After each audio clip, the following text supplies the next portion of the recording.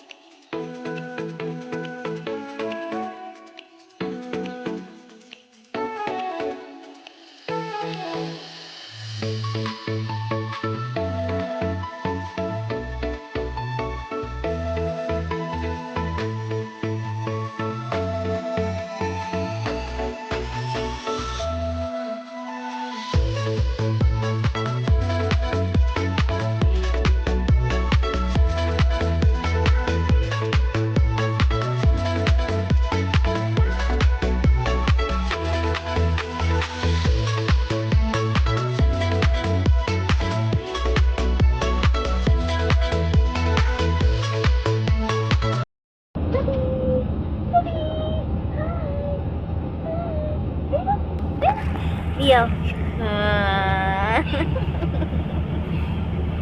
Ba.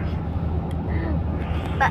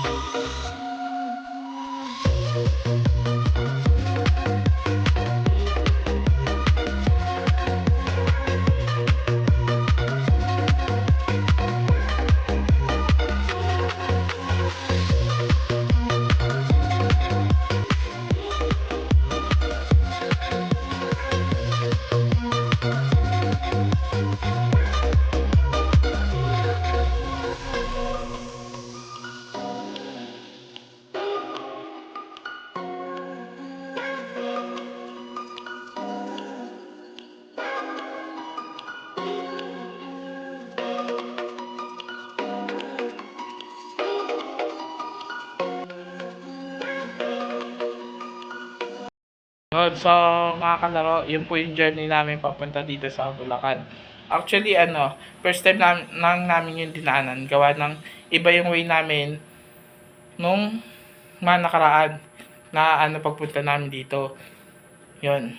So, lang po kami, nag-try lang na kami kung mas maganda ba yung dinaanan namin ngayon kaysa sa dinadaanan namin dati.